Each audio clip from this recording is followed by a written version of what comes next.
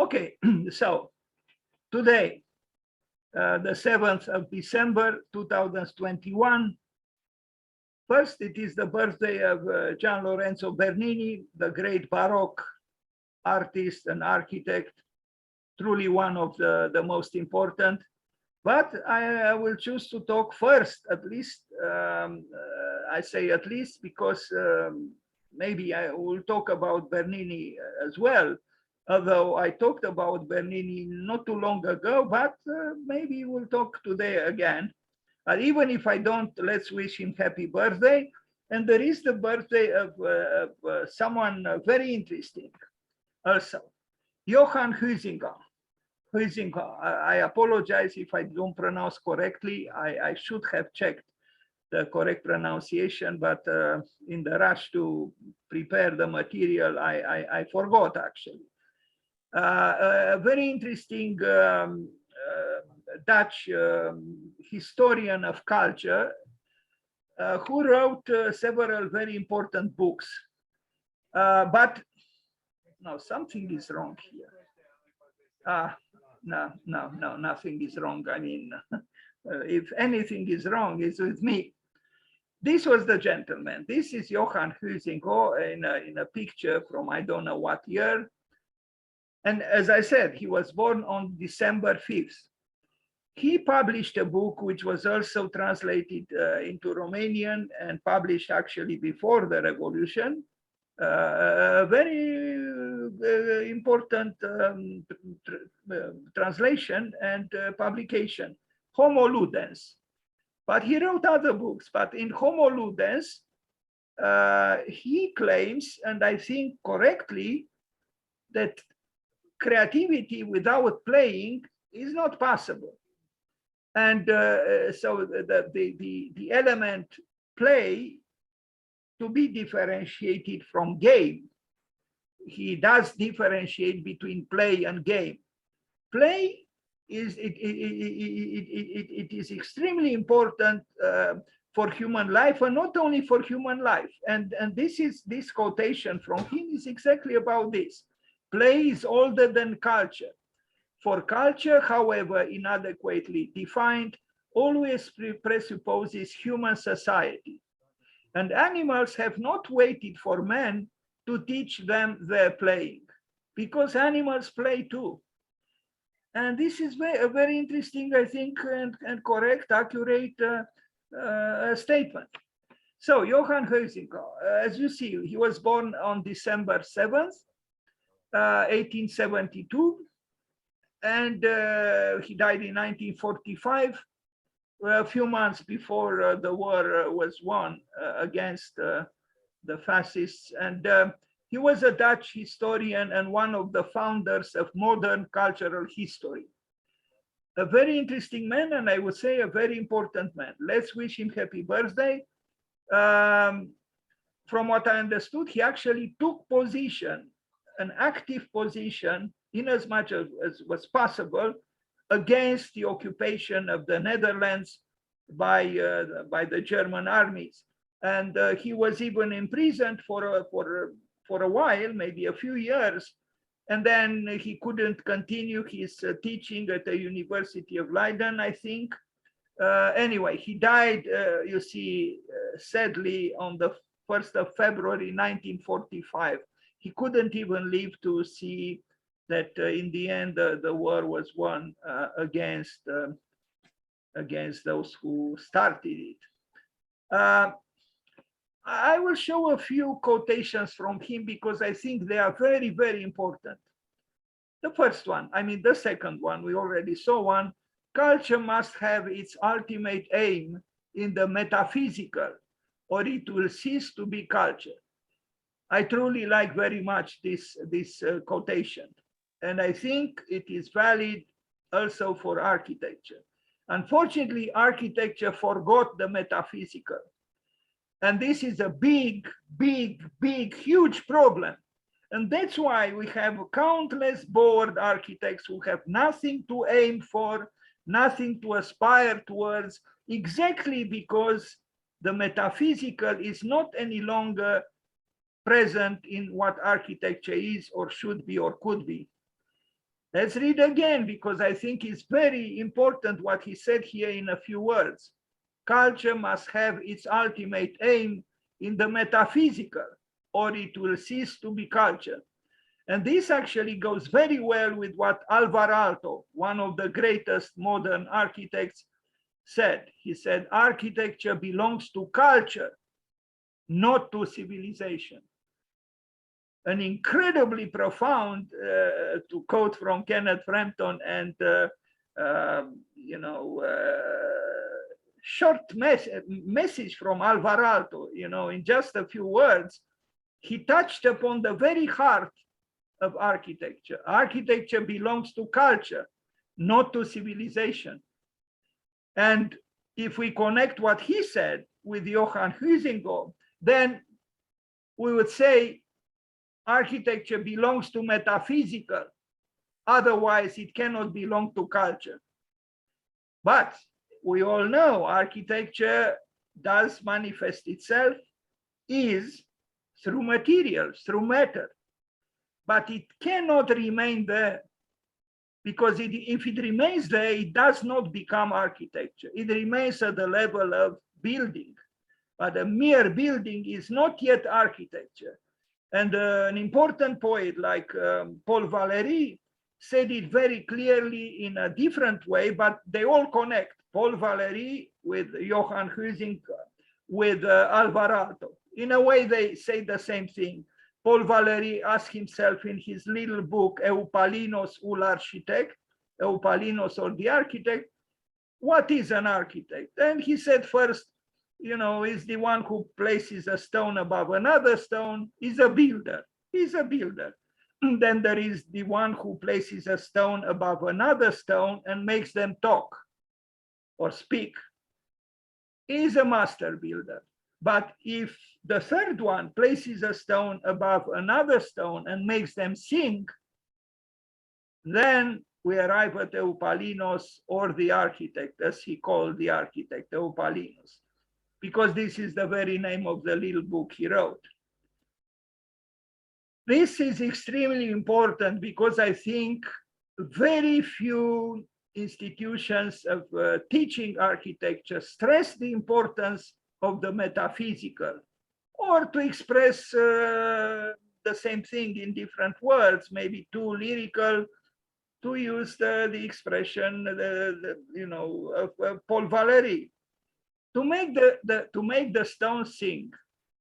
I know that for us, this kind of language doesn't interest us, because we don't believe any longer in something so pathetically sentimental. But I don't think it is pathetically sentimental. I think it is true. What Heisinko said, what Paul Valéry said, and what Alvar Aalto said. Now let's see another quotation from the Dutchman. If we are to preserve culture, we must continue to create it. Another great quotation, because what this means, we cannot remain stuck in the past. In order to preserve what is in the past, we have to continue to create it in our terms, in the present. I think he put it succinctly and beautifully and very correctly. If we are to preserve culture, we must continue to create it. Excellent. The third one, life is made too easy. Mankind's moral fiber is giving way under the softening influence of luxury. I like this quotation too, because I think at a time obsessed as we are by material things, the effect is not good. We are only concerned with the softness of the sofa, with how many channels are on the TV, which we watch with increasing impatience by continuously pressing the buttons of the remote control. And we don't think about moral issues, about ethic. We don't think about many things. In essence, we became, like William Shakespeare said, beasts. Beasts seduced by comfort and pleasure, because we think that's why we were made, in this life. have fun, but it's a great difference between playing creatively, creating culture, and having fun, creating nothing. This is what Hollywood doesn't understand in its vicious manipulation of the whole world. It gives you pleasure, apparently, but it actually immobilizes you into being, irrelevant, actually, totally irrelevant. So again, we better listen to this Dutch historian, because I think he says important things. And another one, you can deny, if you like, nearly all abstractions: justice, beauty, truth, goodness, mind, God. You can deny seriousness, but not play. Very interesting thought. Is it true? Well, we can talk about it, but I think it's a very interesting thought. And somehow this connects with Friedrich Nietzsche, because Friedrich Nietzsche said that the human being is the only one entitled to laugh because he suffered the most. Well, between laughing and playing, there is a relationship. So in a certain way, I see some connection between Friedrich Nietzsche and Johann Heisinko. Yes, you can deny the abstractions, but it is somehow in the nature of human life, and not only human, because he was correct. Animals play too. That playing is important. And unfortunately, so many institutions of education or otherwise totally situate themselves against pleasure, against this kind of understanding that creativity is connected with playing. And that's why all over the world, there is an immense boredom. Most people think only of vacation time, of the weekend. On Monday, they all look at the watch. How much time is left of the working day? That's because work and play were divorced. So when the work is divorced from play, there is no creativity. There is an immense boredom and pain and anxiety. So everybody is looking forward the weekend, its majesty, the weekend, when they become wild. Why? Because the creative energies within themselves were not expressed for 5 working days of immense boredom. And then the cycle begins again. What I'm trying to say is, if you separate work from play, you might have a certain efficiency to control a large population, to work like slaves, but actually they don't live, they don't create. They just are little entities, little pawns on the chess table of production. Very few create, very few. And those who create don't need a vacation, actually, don't need a weekend. I remember what Philip Johnson said. He said, if I can build another skyscraper, why should I lay on the chaise-longue at the beach? He's completely right. You can imagine, for example, Le Corbusier or Frank Lloyd Wright, they didn't need to go dancing madly in the weekends, because they danced, so to speak, during the working days, which I imagine they were 7, in their creative work. So when you are creative, when you are dancing, so to speak, metaphorically in your work, you don't need to bury yourself in a dark bar or dancing hall and explode there, because during the 5 working days you don't. I think it is fatal, the fact that play and work are separated. It is fatal. Okay, so let's read another thought he had about play. It is an activity which proceeds within certain limits of time and space, in a visible order, according to rules freely accepted, again, freely accepted, and outside the sphere of necessity or material utility. The play mood is one of rapture and enthusiasm and is sacred or festive in accordance with the occasion. A feeling of exaltation and tension accompanies the action. Now we can ask ourselves, do we feel enthusiasm? Do we feel rapture at the workplace? I doubt it. I doubt it. There are countless workers who would feel anything but not rapture and enthusiasm. They're immensely bored.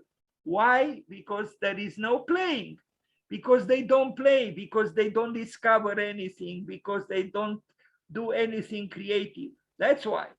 So, no exaltation and no tension. In essence, is no love, because when Doshi, the first Indian architect to receive the Pritzker Prize, and he didn't even study architecture, but he worked with Louis Le Corbusier and a little bit with Louis Kahn. He said, love what you work and work what you love. But it's easy to say this. The problem is, you know, we all have to earn a living. And the problem is how to earn a living without hurting our life, without actually dismiss our life. The problem is to earn one's life before, or at least simultaneously, with earning a so-called living. But unfortunately, most people so-called earn a living by betraying life, because in order to honor life, you have to have that exaltation and that, rapture and enthusiasm to love what you do. But how many people actually love what they do? How many? Well, I will show now some architectural works, which in my opinion, were able to promote, in a way, the value of play. And in my opinion, almost any good architect or great architect also plays, because if she or he doesn't play, the work cannot be great. It's impossible. It has to have exaltation, it has to have rapture, it has to have enthusiasm, meaning it has to have love. And how many buildings demonstrate that? You know, not many. But how many architects are in the world? A lot. But very few actually have the chance, in a way, but they create the chance to live creatively. Very few. And we'll see some now. Fujimoto. So Fujimoto. I will show first, not really an architectural work, but anyway, it was done by an architect, that is him, which is this one. And, you'll say, what is this nonsense? What is this pixelated, thing, this structure, which seems to be kind of, breaking apart? Because you would ask, what's going on here? This is flying? Is ignoring gravity or the other things? This was installed in front of the Louvre. And, Le Jardin des Tuileries, here, the work of the great Le Notre, and so on. Look at this.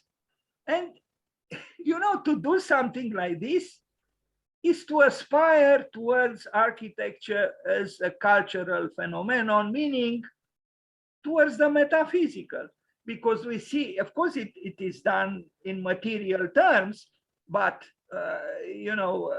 through its geometry, which seems to break apart, somehow points towards its opposite, meaning, a freedom which is,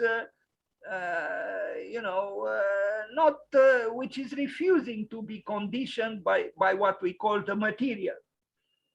So Fujimoto, who had all kinds, from the very beginning, had very exotic thoughts.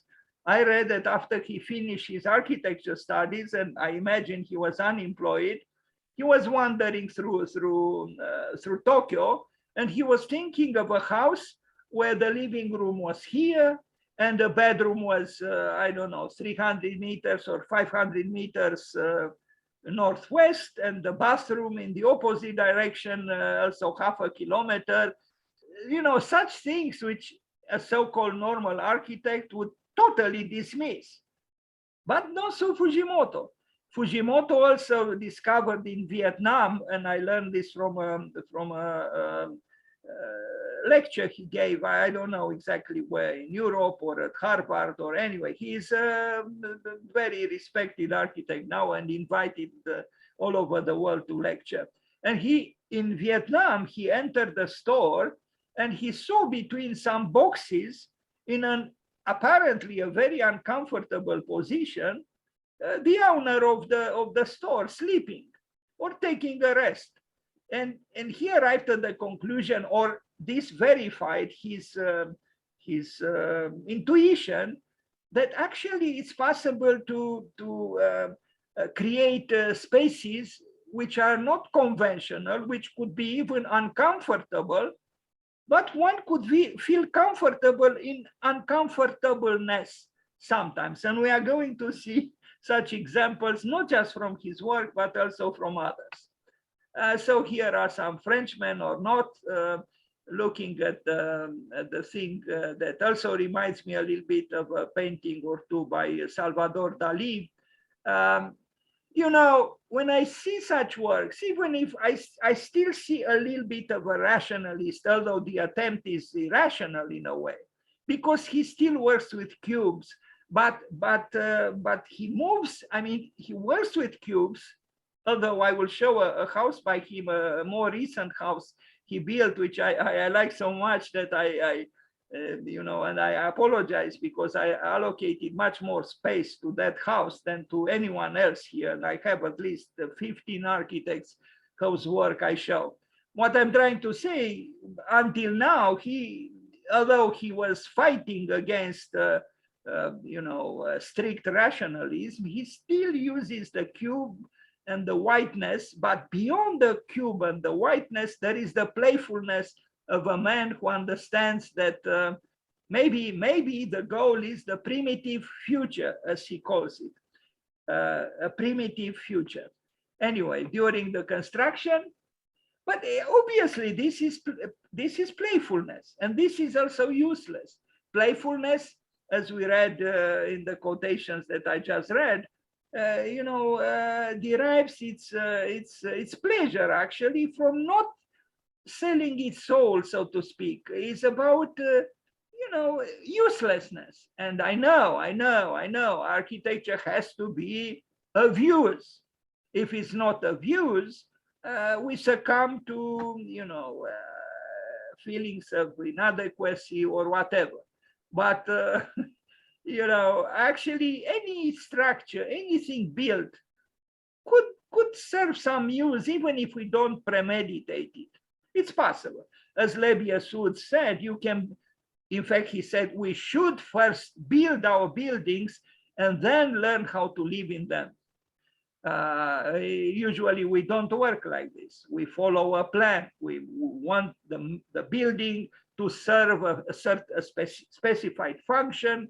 And if we achieve that, then without arriving at enthusiasm, we are rather content. Anyway, let's move forward because we have other works to see. Let's say goodbye to Fujimoto in Paris. And let's reflect, though. Let's not forget what he tried to do here. I mean, look at these cubes, you know, how is it not falling? You know, there is a thin structure that supports this. But his idea was, again, to articulate, well, it's essentially an illusion. But then the metaphysical is itself somehow connected with what we call an illusion. And that illusion is also important. Although I think I'm myself asking this question: what is the difference between a playing that creates culture and that is more than acceptable, is desirable, and a form of playing which does not produce culture and is essentially frivolous and doesn't lead to anything? I think it's illustrated by the two words that exist in English: game and play. Through games, you don't create culture, but through playing, in the sense that Johann Heisinko used, you do or you should. It's maybe it's more than just a question of linguistics. One thing is for sure: today there are many people obsessed with games, lots of games, but that's creating nothing. It is not what Johann Heisinko referred to when he advocated the cause of playing. Those who spend their times, in fact, they lose their time, they lose their life playing games, they don't create anything, they don't create culture. They are just deluding themselves that they live. They actually don't live. Fujimoto, when he created this, he lived, he created something, maybe not perfectly, maybe not for everybody very interesting or appealing, but he created something. And so as such, he didn't lose his time or his life. Now, you will look at another work by him called The Final Wooden House. And I really regret that I don't have the plans and the sections, because it is a remarkable house. A house which would provoke heart attacks and immense resistance in most architecture schools, because they would not understand. What do you mean? How could this be a house? You can hit your head in some of these things. It's uncomfortable. We don't actually have, I mean, there are some surfaces that mimic to be floors, and some surfaces that mimic to be walls, and some surfaces that mimic to be ceilings. But all in all, it's an aberration. Well, it's because he was playful, and because he was challenging himself and the owners and the friends of the house. Interestingly, these people are very happy here, as they are happy in other buildings that Fujimoto built, which are very unconventional. Towards the outside, it's a cube, as I already mentioned. He's not totally, he didn't totally remove himself from the field of a certain rationalism. He still uses squares and the cube, but then he challenges them. And this one is challenged inside. Look at this. This is a space which is not telling you how to live. I mean, it is to an extent, but to another, seen from a different point of view, you have here many alternatives, as opposed to a banal room where here there is a, yes, there is a certain visceral, it's a visceral space. It's geometrical, it's labyrinthical. He was not really concerned with comfort as we understood it, but I think that man there is happy. And I'm not so sure how happily he can use that laptop, because the natural light hits it right on the screen.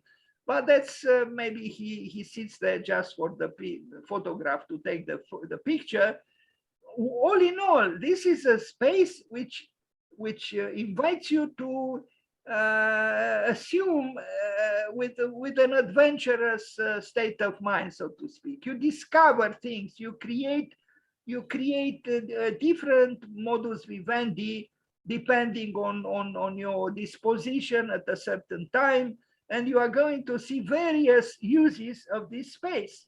From the outside, but these Japanese are formidable. Even here is a very interesting building that nobody talks about. And here I see a bridge or something. I mean, these Japanese, just in this picture, they have unbelievable things. It's not just Fujimoto. Now, how come this country is so open-minded that they can build such things? I really don't understand. I read somewhere that apparently they don't have a very strict code, building code.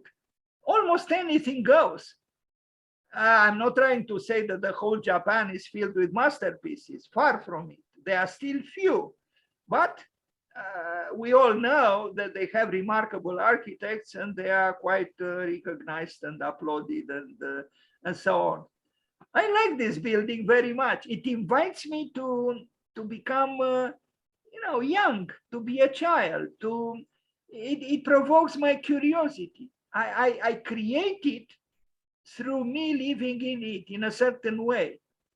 And yes, it is done actually rigorously. That's why I regret I don't have the plans and the sections with that minuteness that the Japanese are very knowledgeable of. But do we see a playfulness here? Of course we do. Do we see homo ludens? Of course we do. In the non-conformism that exists within this cube is actually a source of freedom. That's what it is. How many of us think of freedom actually? What does it mean? You cannot have freedom without playfulness. No, you can't. You have to be playful. You have to be creative. Then you might arrive at what we call freedom. Look at them, they can see there. Here you don't need tables, chairs, the paraphernalia of comfort as we know it. No, you can navigate in this otherwise small, small structure, small cube, small house, and invent various ways of being. This is what creativity is. Look at him, He's a pioneer. Maybe no one there before, looked at the laptop exactly in that position. And so he could have used other arrangements here that we look at. And look, how many people today do something like this on top of their buildings? Not many, not even if on top of their buildings there is a, hello, Monsieur Le Corbusier, terrace jardin. Not even them, because you have to open, the opening in the ceiling, in the roof, and it's not like here. Here the cube is opened in various ways, and you can lay there, you can sit on another piece of wood, open the laptop, you can have a discussion with, maybe your love or your friend. I like it. It's playfulness with geometry, with rigor, Japanese rigor, but it's playfulness. Hello, monsieur. He's happy there. He doesn't even need shoes. And wood is wood. The only thing that I truly, am sorry for is that a lot of trees had been cut. It seems we human beings cannot abstain from cutting down trees. Why? Because we can. But I think we should abstain, including Monsieur Kengo Kuma. He should abstain too, because he just cuts down too many trees in order to build his so-called sustainable buildings. Anyway, moving forward. House K. Now, this is the house. Let's see. Yes, this is the house that I couldn't stop including pictures, because I discovered a very seductive website which has had 40 pictures or so with this building. It's a recent creation of Fujimoto. House K. Apparently, K is the initial of the family name of the owner of the house. House K, Tokyo. This is the section, and well, maybe it doesn't tell you a lot.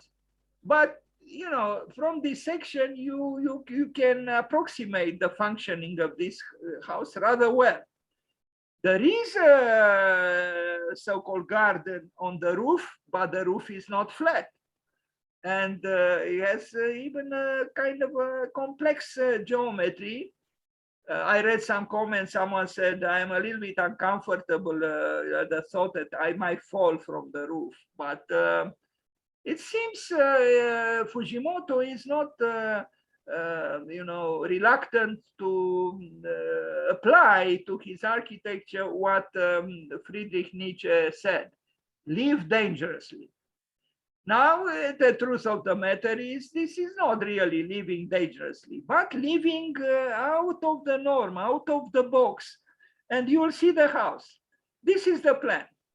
you know, a kind of an open space, and kind of a geometrical cave in a way. You see, it's a rather rectangular house, and a lot of activity takes place on top of the house, because again, the ability of Fujimoto to break the box in various ways and in unexpected ways. You see here already, you know, through the section, the top part of the building, and on the right you see the roof with the plants, with the trees on top of the roof. And here you see the section better, I think, in a better way. So we have a little annex here, and the living room begins here. I mean, who would begin the living room in this way? Only Fujimoto. I'm exaggerating, but through here you connect actually with the exterior. Actually, the whole space. This is you know, in a way, the living room. The master bedroom is underneath the children's room, which is the highest with a taller ceiling. This is also unusual, because most people would give to the so-called master the bigger space. Well, Fujimoto gave the open space and with the taller ceiling to the children, because they represent the future, no? And shouldn't we all? And I think even I mean, you know, functionally speaking, is the correct relationship. You know, the children grow on the shoulders of the parents. I truly think it's a correct relationship here. And you'll see pictures from the inside. I find it a very, you know, appealing house, and rather unusual. You see the family on top of the roof, and I read that they are very happy there. He built, the Fujimoto built other extravagant houses, more extravagant than this one, in fact. But this one, I think he was able to articulate a vision of a space, of a house for a family life that is playful, that is creative. Because whatever, you know, even Rem Koolhaas and even Peter Zumthor might say that architecture cannot change life, or cannot even improve life. Peter Zumthor said that he distanced himself a long time ago from the idea that architecture can save life or the world. It's not quite true, because if you don't believe in that, why do you continue to build? I think Fujimoto, in his own way, still thinks that, you know, through his proposals, through his projects, he can add something to life, a new dimension, and he does so through being playful. Here at the top you see I mean, this is the side plan, and at the top is the house seen from the air, and some pictures from the inside. So this door goes to the master's bedroom, the parents' bedroom. I think it's beautiful. This girl opens a book. What could be more beautiful? We see here a pot. We see, I guess, a camera. It's an open space. You can even lay maybe uncomfortably a little bit on this part of the staircase. I think these people were honest. They enjoyed the house very much. And it's exactly because it's open in unexpected way, in playful ways, and I think there are conditions here for a healthy family life, at least, you know, until the children grow up and so on. But yeah, it's an original house. It's a creative house. It's a house which says yes to Homo ludens, and it was built by a Homo ludens. I used to be reticent about excessive whiteness in the case of Fujimoto. In this case, it doesn't bother me.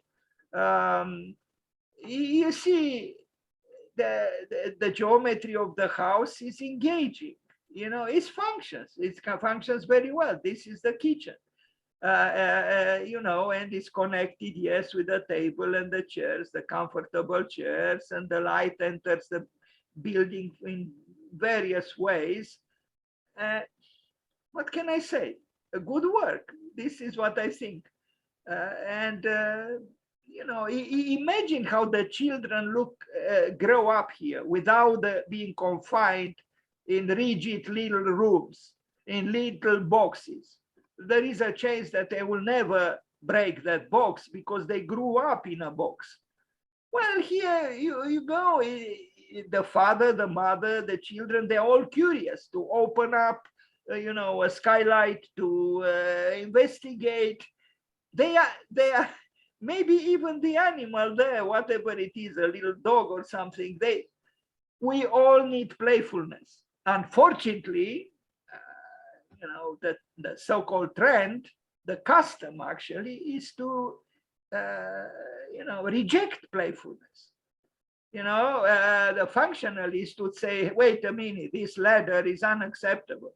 How can I carry the piano on this ladder? Well, why should you carry the piano on this ladder? You know, I mean, that's not what it is made for. It's okay, you know, it can be done in this way, and it's not even expensive. And look at them, the family. You know, one is laying here on the stair, another one is doing, I don't know what here, dancing perhaps, and the girl is playing herself. They're all playing. They're all playing because the building is playing, or was built in a playing spirit. But this kind of thing is not taught in schools. In fact, most schools would protest, would say, no, you cannot be like this. Well, he built it. Okay, and this lady seems to be happy, you know, opening up this thing. Of course, everything is built accordingly, is built correctly, because we are talking about Japan with a high standard of living, and it's a great civilization which didn't forget about culture. That culture is creativity, and in order to preserve it, you have to create it. And they are one of the most audacious, often in architecture, to create culture. Japan has the largest number of Pritzker Prize winners. How do you explain it? Well, because they are open-minded, that's why. And it's kind of almost paradoxical, because on one hand, the country has very rigid, you know, societal, you know, customs, and yet such things are possible there.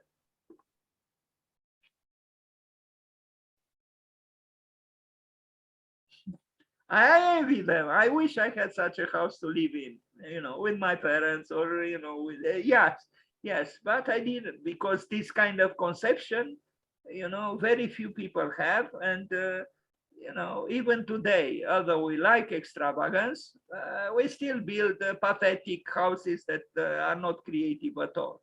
Look at the top of the house, you know.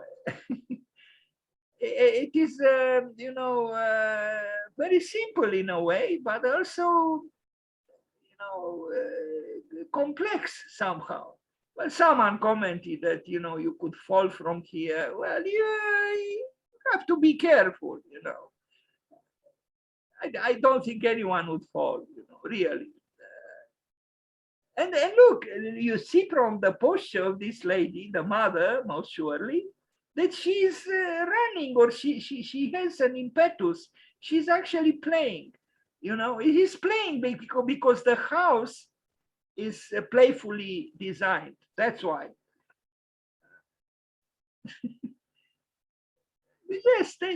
Yes, I wonder what the people in these buildings think of them, you know, because this is so different from these buildings. But I'm glad it was built. And look at some elevations and sections. This is the house, actually.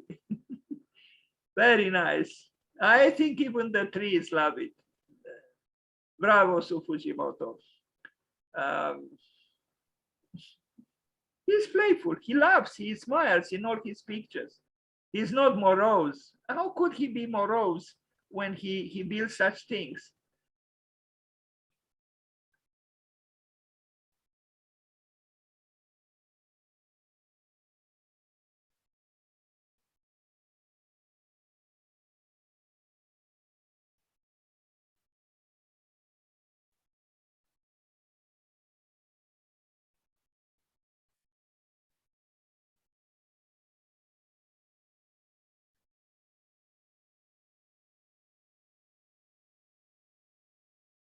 It's a narrow house, you see, 6 meters.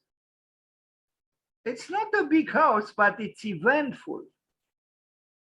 It is eventful. Now, when I was searching for these pictures, I don't know exactly either in my materials that I was continuously nourishing my presentation from, or on the web. I came across this, of course, it's from Bernini. And when I decided to incorporate it in this presentation, at that time, I forgot actually that today is Bernini's birthday. Please be kind and turn off the microphone. I hear some noise, unless you want to say something. Thank you, I appreciate. This is the baldachin at San Pietro in Rome. And you know, what else are we looking at here but the playfulness of Bernini? Bernini, who also played in the theater plays and directed them and created stage design and costumes and so on. In other words, he enjoyed himself. Bernini, just as much as Su Fujimoto enjoys himself these days. Why did he create this, you know, this column in this way? Why did he complicate himself, so to speak? The functionalist would say, why? Why not? But to have fun creatively.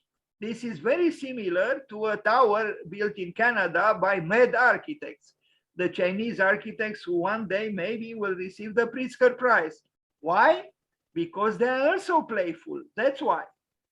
Because they didn't think, Bernini didn't think to just create here a banal column that just serves the functional purpose so he can rush home and lay on the sofa and watch some movie from HBO.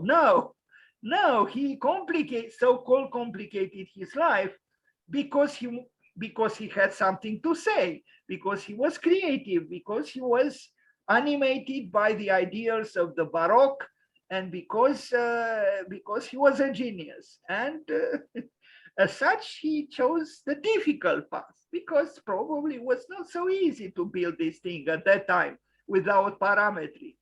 But he built it. Bravo to Bernini, and let's wish him happy birthday. It's his birthday today. Gian Lorenzo Bernini. Moving forward, Moon Hoon, a great South Korean architect I was so happy to discover a few years ago. I even started a conversation with him, a very kind, pleasant, and engaging man.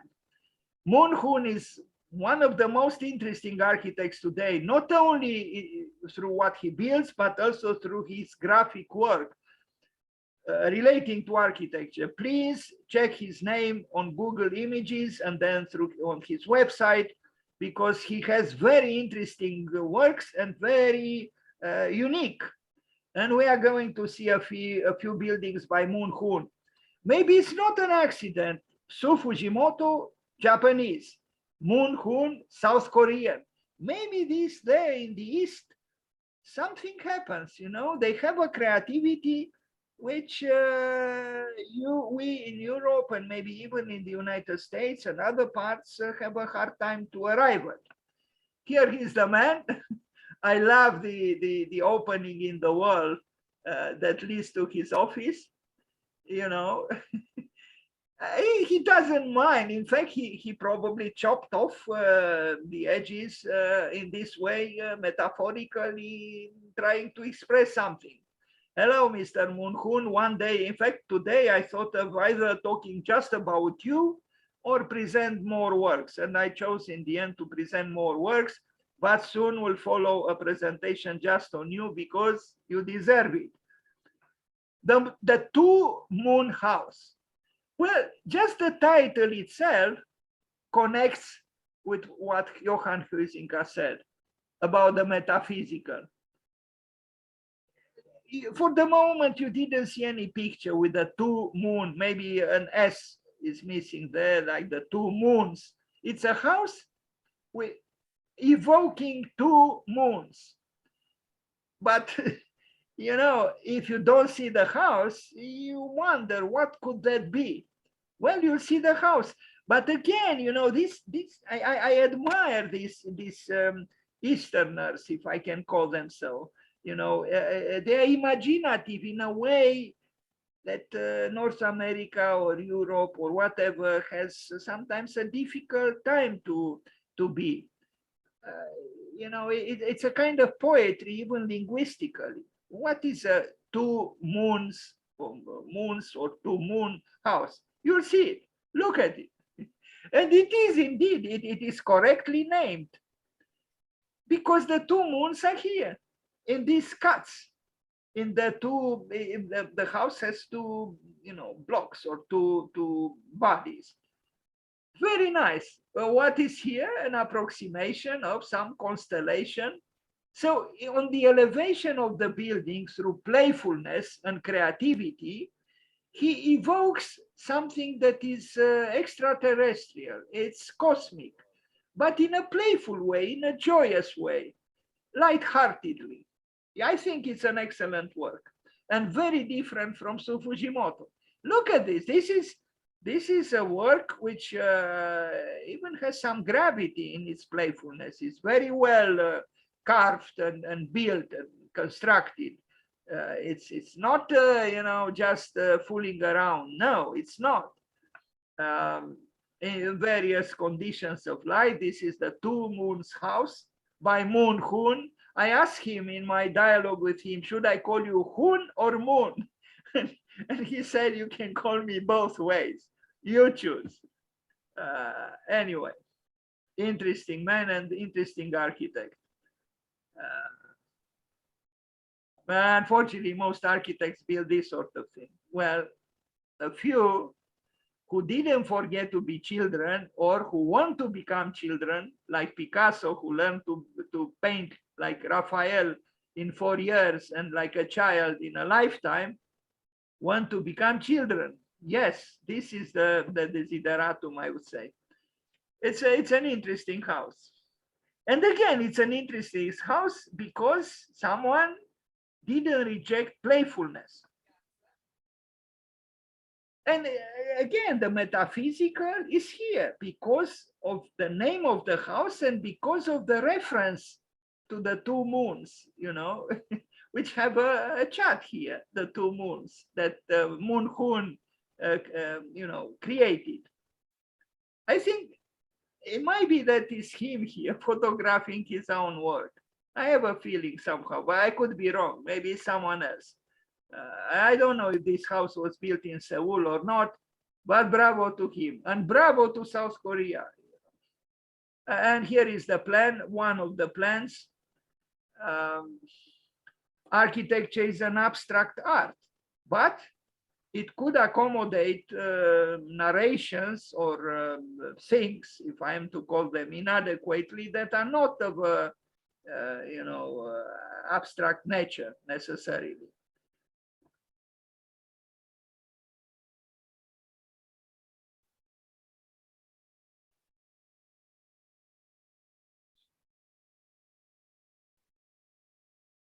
Of course, such openings there are in the works of Louis Kahn, but Kahn was more solemn.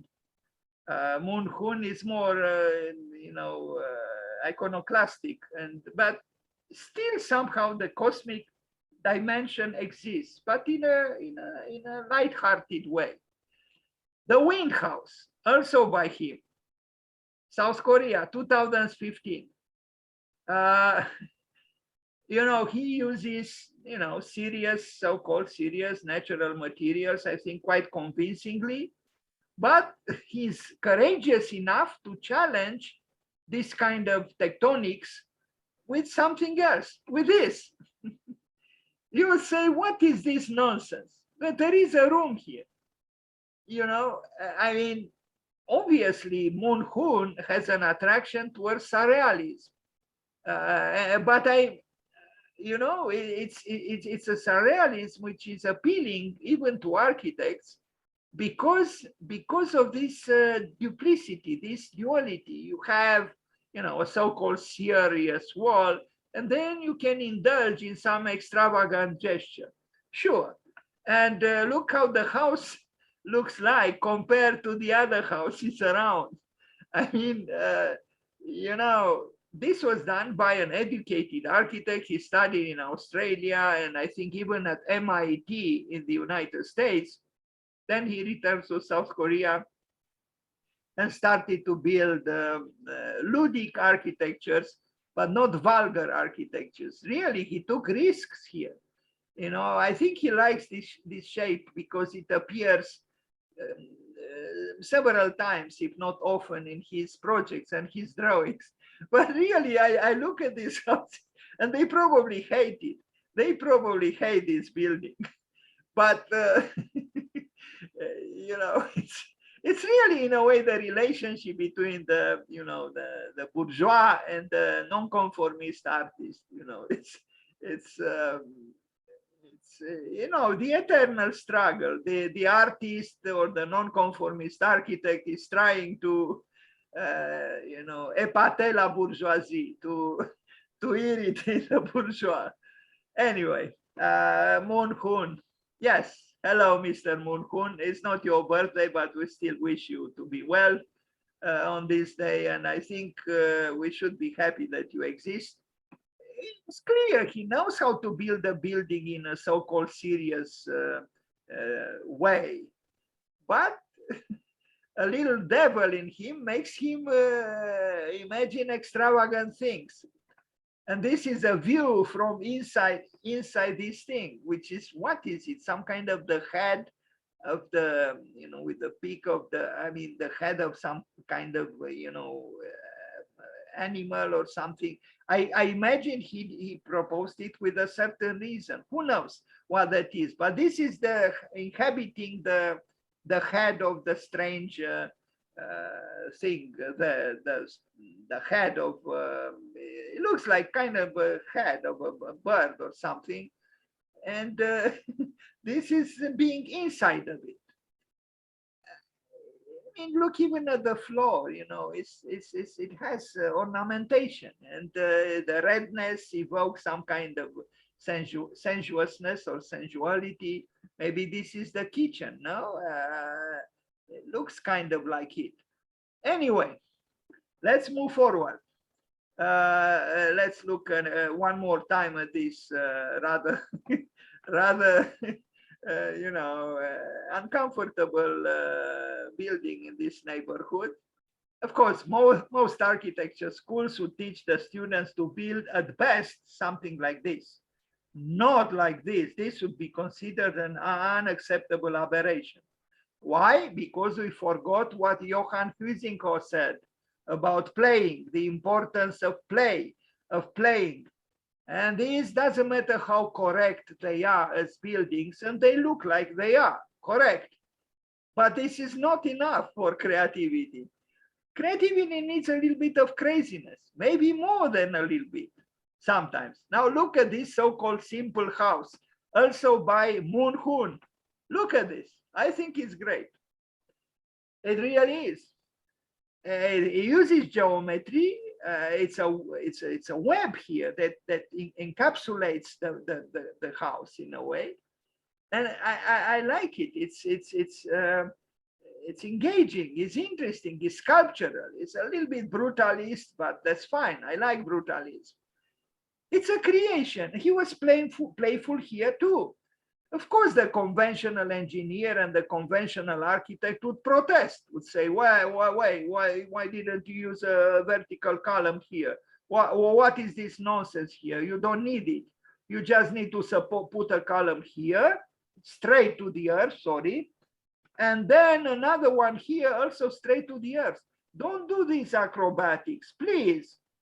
But this would be the advice coming from someone who doesn't want to arrive at enthusiasm, of exaltation, poetry, the poetry of living in an interesting, creative way on Earth. Why most people are afraid of that, I don't actually know. And they don't achieve their highest potential, actually. They live, you know, in an uninspiring way, and they die in that way. This building is, you know, whatever might say the malicious one, I find it very interesting, and I like it. I like this building by Moon Hoon, and I like Moon Hoon. Not all his works are, you know, maybe equally, you know, inspired or inspiring, but a good number of them do have something to say, and bravo to him.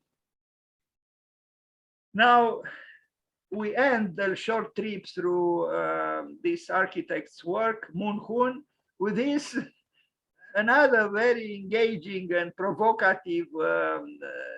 It's actually, there are several houses called weekend houses. Look at them. Who would put horns to a house? Moon Hoon, who else? And each house is different, and they are colorful, and they are whimsical, and they are real and surreal at the same time. And yes, they are grounded on stone. I mean, stone is present. The stone brings everything to the earth solidly. I like them. Who would say they are not modern? They are very modern. Who would say they are not playful? They are very playful. How many architects in the world would have the nerve to add horns to a part of their buildings or to their buildings? I don't think too many. Now I think I have too many fingers on my hands to count them. Now,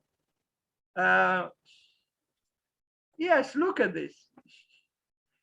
It's possible there is a meaning behind why he chose this particular house for having the horns. But all in all, it's a surprising house, isn't it? And I think it doesn't look, you know, frivolous or, you know, cheap or whatever. These are probably the inhabitants, why they are pictured in this way here, but kind of it goes with the horn here. Again, surrealism could add something to architecture, could add something from the field of what we call the metaphysics, the unknown, the mysterious unknown, the undiscovered, the unexplored, the mythical, you know, there are so many dimensions of life which architects today ignore, and that's why they have no joy. Yeah, they build, but without joy and without adding anything to the poetry of life or to the poetry of the earth. Look at this, you know, Moon Hoon, an architect who unfortunately I don't think too many people know of, at least in the country I am in. Although I made a presentation on him at the university here a few years ago, when he was kind enough to encourage me, and I appreciate his joie de vivre and his kindness. This is I think inside. Well, it's inside one of the houses. I don't know exactly which one, but it can be discovered if we look at the windows. Maybe this one here. I don't know, but it doesn't really matter. We already know how an interior by a Moon Hoon looks like. And this is how they look from the other side. What is it about Japan and South Korea and China, and that they experiment so much and that they, you know, invent so much? And why is it that we do much less? You know, why? I wonder. I don't think it's because of lack of money. No, there is money here too. It's not that. We are inhibited by an inhibiting education. I think the main reason is that one. I think most architects who cannot even imagine doing something like this. No way. To add homes to a building? No way. maybe this kind of interior, jazzy as it is, I guess some people might arrive at somehow, but not to put horns on both sides of a house. Now, because I like contrast, let's not forget Antoni Gaudi, that mediocre student who was actually a genius. Maybe you know that when he finished his studies, struggling at the ceremony, apparently the dean, or I don't know, the one who offered him the diploma, said to someone, this man is either a nut or a genius. Well, he proved to be a genius. And Antoni Gaudi said to a friend something like, these people think that, if they give me this paper, this diploma, they make me an architect. He was made an architect by God, okay? But, living in human society, you also need, the bureaucratic proof. Well, he proved himself, didn't he? And let's look at Casa Batlló, which is magnificently playful and dreaming. Look at this. Who would build something like this? Who would imagine something like this? A free man, a playful man. And only a playful man would do something like this.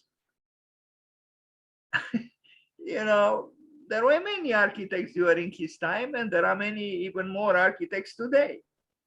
Why is it that so few would even think of something like this? Forget about building. Why?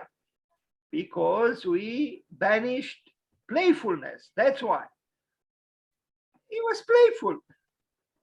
Of course, he enjoyed himself when he did this, because it was a new kind of building, and he gave birth to it with his whole being. Well, helped also by Jujol, his remarkable associate.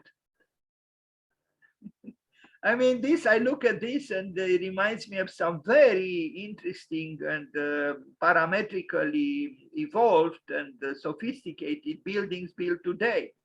One was built by Daniel Lipskind in Milan, the pavilion for China, which has, ceramic tiles kind of like here.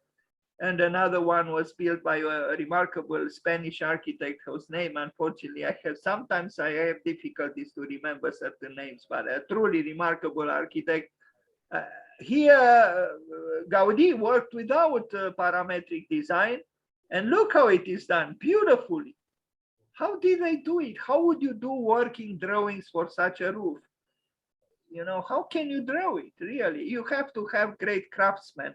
Otherwise, how would you do it? It looks like a miracle, like a dream wall, like some kind of a surreal thing, an apparition or something. Well, it's Antoni Gaudi. Bravo to him. Another playful nut. And we need playful nuts badly, otherwise life becomes unbearable, very boring. But with people like him, we can aspire towards what Heisinko called the metaphysical, through beauty, through matter, through materials, but mainly through that exuberance which the great artist and the great architect have. I know I use the definition of creativity derived from Frank Lloyd Wright, who said creativity equals exuberance. He was also critical, but I think also envious, at least in part, of Antoni Gaudi. When he criticized the hotel, the big, it's true, huge hotel, Antoni Gaudi, made the design of, at least in a sketchy way, for Manhattan. Anyway, this is a nice house, and yes, it's very dreamlike, and only a very few people would have the courage to imagine such a house and to build it. No. What are these plates attached to the walls that inspired even the painter Julian Schnabel to smash plates on the canvases, huge canvases? Well, of course, reproducing something that Antoni Gaudi did in Barcelona. Very nice. Playfulness again, playfulness. Long live playfulness.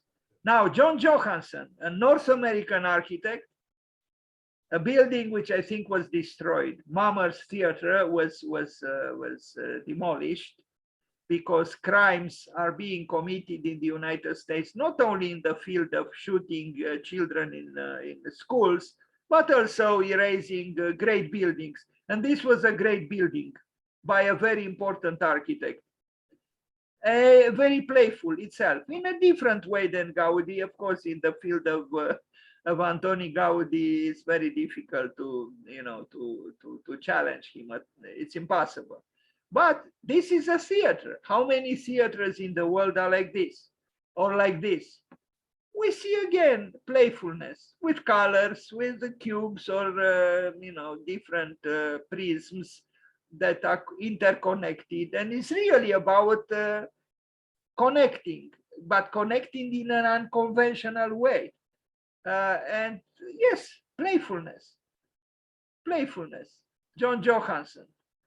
He also wrote a book about nano-architecture or nanobiology in architecture, concerned about the future, even at 90 or beyond 85, because these dreamers, these playful human beings, that's what they do. They are children all their lives.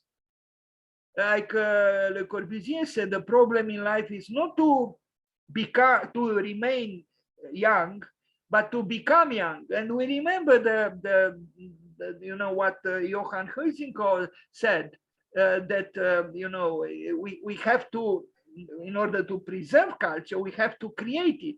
Well, this is also the case with human beings. In order to preserve your youthfulness, being young, you have to create your youthfulness. And I think that we shouldn't forget this.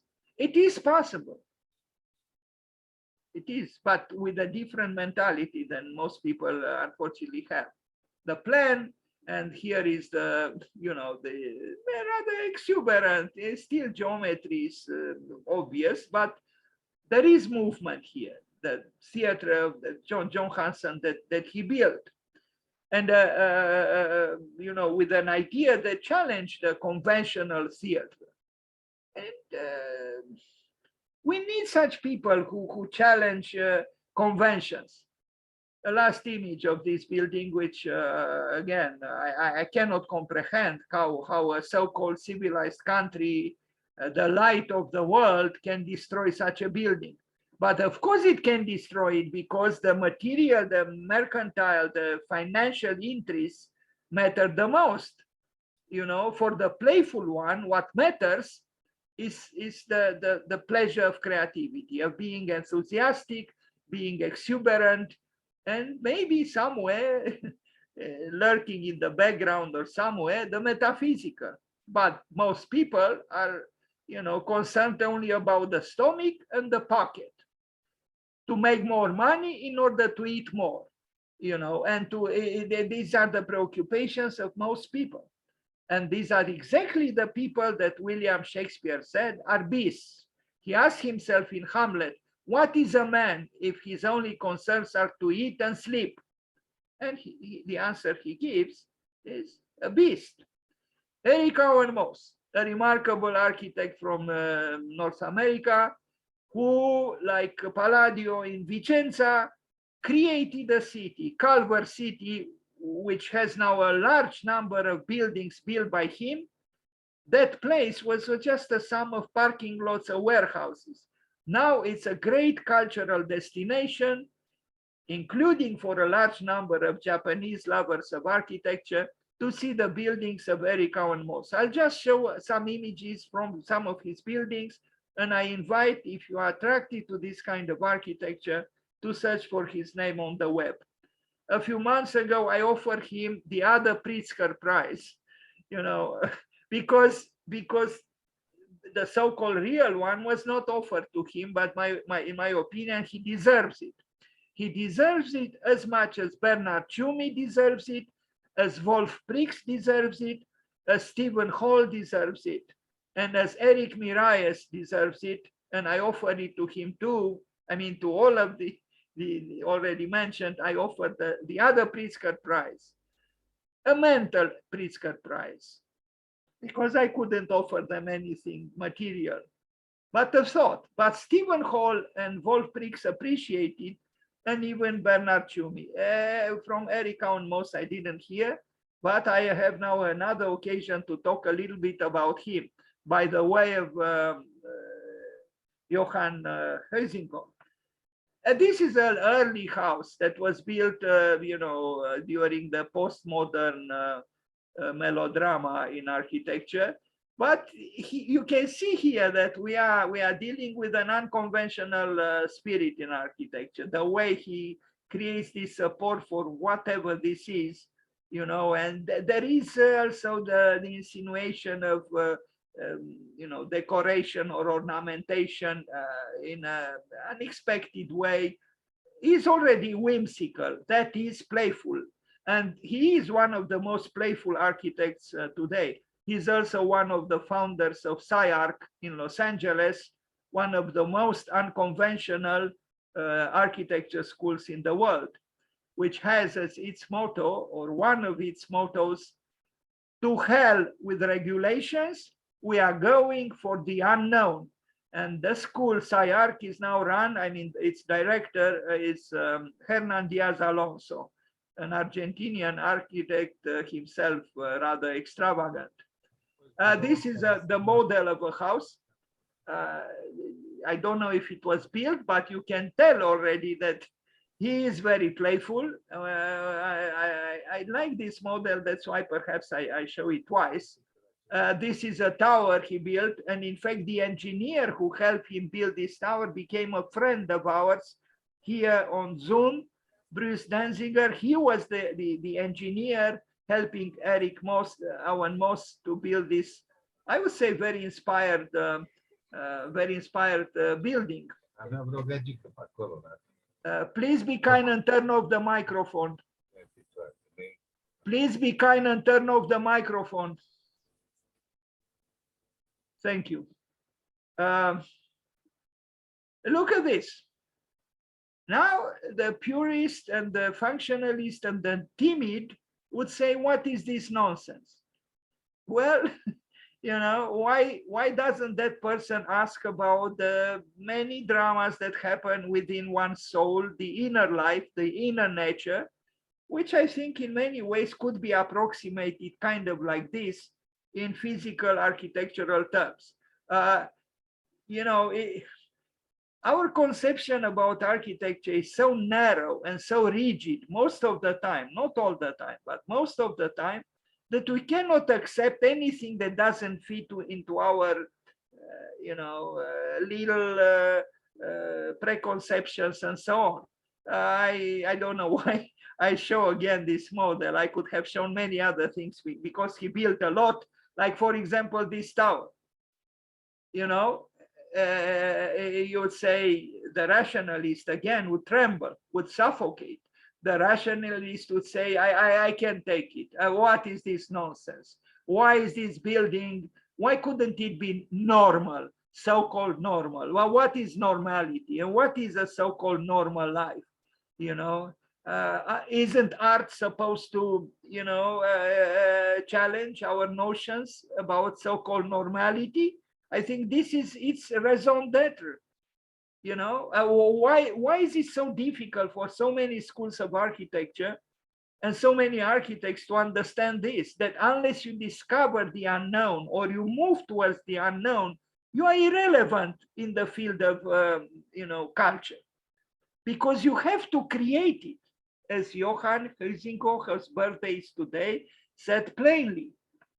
Another building by Eric Moss, which again would provoke sarcasm or maliciousness in the timid one and in the rigidly, educated and functioning one. But I smile. I'm happy that he built this building, and I wish him well to continue to build in provocative ways. Eric Moss. An interior of perhaps the very building that I just showed. And again, you know, the conventionally trained and conventionally functioning and working so-called creating architect would protest, would say this is nonsense. It's not nonsense. Kop Himmelblau, Wolf Prix, bravo to them. I read, I was in the auditorium at Columbia University many years ago when Wolf Prix said, me and my partner, he had a partner with whom Helmut, I always have a trouble to remember his family name, and I apologize. The way they worked was like this. He said it. We close our eyes and we explode with lines on paper without looking at the paper, with the eyes closed. He also said we don't read the program of whatever we have to build. They just explode with the lines, and then they open after a few minutes, they open their eyes and they look at that, you know, web of lines irrationally or unseen, you know, drawn on paper, and try to make sense of them and build. And that's how the first house on top of that penthouse on top of an existing building in Vienna was built. But let's look at other buildings by them, just some images of the works of Kop Himmelblau. Paneu, the House of Bread, which he built you know, 2 or 3 years ago, something like this. It's, you know, the more I look at it, the more somehow it makes sense. You know, what is bread? Although he uses here the, you know, metal towards the outside. Inside there is some wood. But it has a certain flamboyance, a certain roundness, the baroqueness of bread, of fresh bread. And I think somehow, unless I'm deluding myself, it evokes that, you know, in a playful way. Yes, playful way. It's a kind of a museum. The word museum is not quite appropriate. It shows a collection of art and so on relating to bread, to manufacturing bread and so on. And it's an interesting idea, I think. And this is the building they built, Kop Himmelblau and Wolf Prix. A view from the inside. Bernini probably would have loved it because it's rather baroque. There is a baroque in our time, and here is an example inside, not outside. It's true. Now the Groningen Museum, Groningen in Netherlands, in the Netherlands, also by Kop Himmelblau. Here it is. Is it playful? Of course it is playful. And is it bad? I don't think so. I think it's very good. Why should a museum be boring? You know, why? I'm kind of tired of all those white museums built in Portugal, really. Sublimely white and rational. No, I also want la différence. I want something different. If I regret something, is that the Kop Himmelblau kind of got rid of color. In this work, this is one of the very few works where they employed color. And even ornamentation in this way, but I think I like this building in its reflection as well. Bravo to Kop Himmelblau. Another view of it. We are going to see also a Folly in Osaka, built by Kop Himmelblau and Wolf Prix. I think it's fun. You know, I really think it's important to have joy in life and in architecture. If you are architects, how are you going to have joy if you only work in a predictable way?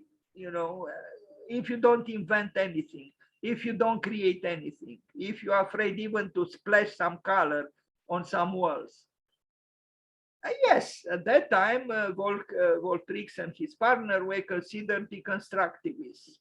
But I think there is a joy in the act of creating architecture that transcends, you know, the apparent negativity of what deconstruction could have meant or could mean. Because any game, and why well, I should not use the word game, but game too. Playing or in a game, you look for adventure, for challenge. It is enticing, it's interesting, it's provocative. How many of our architectures are like this? Not many.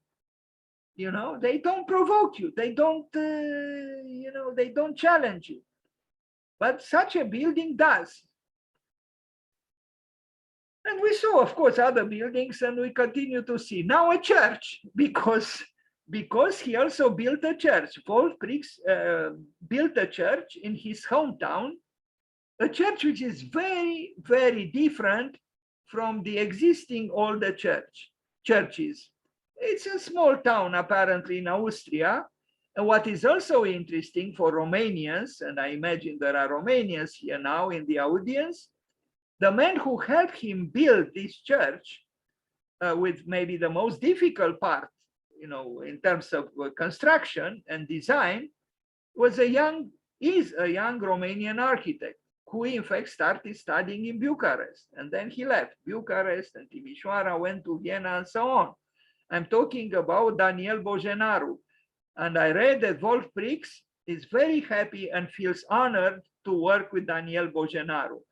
Daniel Bojenaru, who works in the office of Kop Himmelblau and Wolf-Prix, he designed and, rigorously, he modeled through his extensive and intense knowledge of parametry, scripting, and programming, this Baroque modern interpretation of the roof. There is here a reference to, to an existing, church, chapel, building in that town. But I don't think this is, I think, rather an a posteriori analysis. In fact, Wolf-Prix, I've heard him in a conference that only accidentally, it was not intentional to have 3 holes in this roof. And the 3 holes refer to the Trinity. So this was, I read this, I hope I'm not mistaken, but I think it was Daniel Bojenaru who modeled it. This was manufactured in a factory and brought to the site. So it was not built there. This had to be built in a, in a specific environment, because it was, you can tell, its geometry is not at all simple. And you see the 3 holes here. I find it very engaging and interesting. And this is the church. At first, when I saw it, I said, well, that's not how a church should look like. But I'm beginning to question myself. Why should a church be morose? Why couldn't a church also be playful? I wonder, what would God say to an architect who builds a church in this way? Would judge him severely? Or would actually smile and say, and maybe tell the creator, the architect, bravo to you. You took risks. You were playful, just as I was when I created the world, because I think God himself was playful, and in a certain way, I know I'm saying something outrageous now, in a way irresponsible.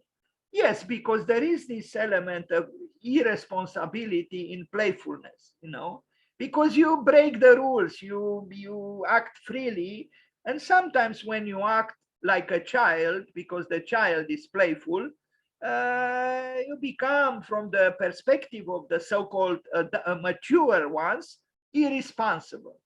But if we look back in the history of architecture, who are the architects we admire the most? The irresponsible ones. Most of them, the so-called irresponsible ones. And I will show another example of an architect, and I mentioned him before. It's V. Hacker, who said great architecture has to be illegal. He put it in an amusing way. In a certain way, talking about illegality is talking about irresponsibility, breaking the rules. And we need these people, because without them, really, not just the history of architecture, but the history of the world would become very boring. This is a picture showing how the complex roof was brought to the site. As I said, it was manufactured, and I think I have here a picture showing where it was made. I don't think I am wrong if I say it again, was modeled by Daniel Bogenaro in Vienna, in the office of Kop Himmelblau. This is an interior view of the church, luminous, optimistic. It doesn't really look like a church, but there's not necessarily something bad. I mean, yes, there is a cross there, but it's a luminous cross. It's in fact, literally, it is luminous. And then there is the playfulness of little circles around it. And, yes, that's not how most people would conceive of a church. But who knows? Who knows if we don't sooner or later change our preconceptions. And this is how the building looks from the top. This is that most interesting and, difficult to craft part of the building. And the campanile itself, by the way, Wolf-Prix loves again Constantin Brâncuș, so much so that he thought he was the best artist of the 20th century. Yes, that's what and he's a good friend of Romanians, and a good friend also of the School of Architecture in Bucharest. And he used to come rather often to Bucharest to lecture and so on. So moving forward, this is how the roofing was manufactured. Again, architecture is beautiful if it is an adventure. If it is not an adventure, if you don't invent anything, if you don't create anything, I am not turning my back on tradition. I love tradition. I love old buildings. I love history. As Wolf-Prix loves von Erlach, the great Austrian architect, Baroque architect. But as Johann Heisinko said, in order to preserve culture, you must create it, and create it with the means of your time and your place, not with the means and of some other century. You could do that too, but it's important to assert your creativity. Otherwise, you are just repeating something that was done. It's like giving birth to the same child. No, it's impossible, actually. And let's hope it will be forever impossible. And we are not going to, so-called give birth to the same, so-called, I could call it human entity that was created who knows when, 50 years ago, 200 years ago, 600 years ago. Nature never repeats itself. I mean, it does in a way, but the leaves of the tree in the spring, new leaves, they are not the same ones that fell to the ground in the fall. And this is rather ingenious roofing of this church. Now we look at a very different creator, a painter actually, but a painter who was admired and is admired by Austrians and by Germans and by other people. In fact, the students at architecture, the architecture school that I went with to Vienna 3 years in a row, they all loved the most the buildings of Hundertwasser, one of the most irresponsible architects that you can imagine. Not only he was not trained as an architect, but look what kind of buildings he built. He died. But believe me, I had been in front of this building with many architecture students. They all loved it. Dream like it is like, a fairy tale. But, but how do you explain that when I asked the students which buildings, and Vienna has many great buildings, which buildings you like the most? And they were all students in architecture. They all said Hundertwasser. And They also mentioned rather interesting and eccentric church built by Fritz Botruba, a sculptor.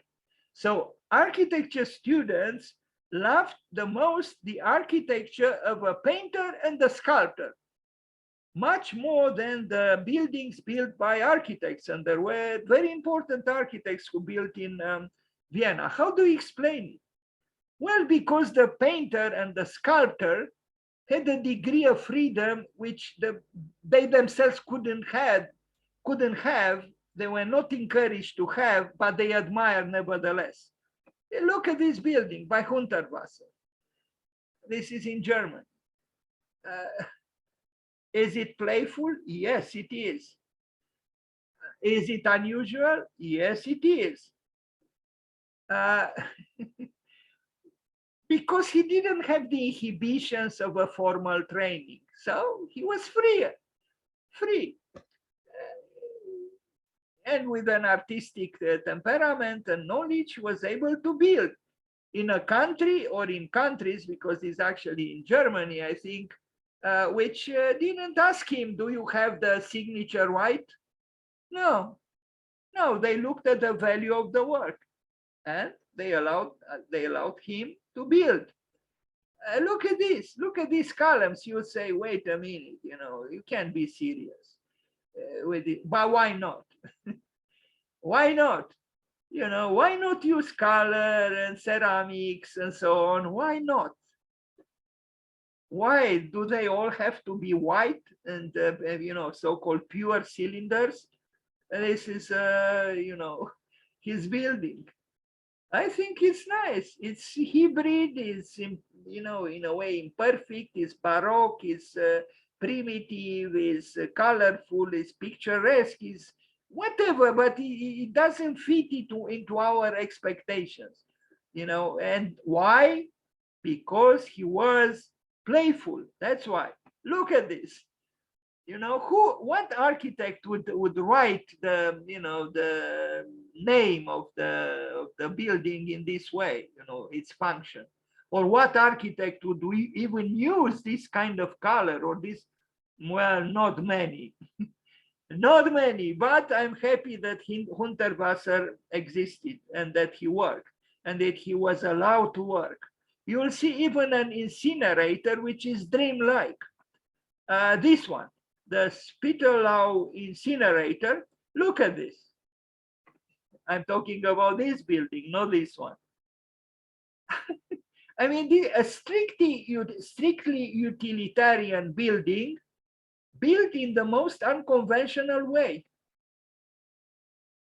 Chromatically joyous, ornamental, with touches of futurism in a way here, but golden futurism, maybe even some touches of evoking some Ottoman influences, some Turkish influences. In Vienna, one can see them, so yeah, again, why is it that the painter is teaching us about architecture more than our morose professors? Why?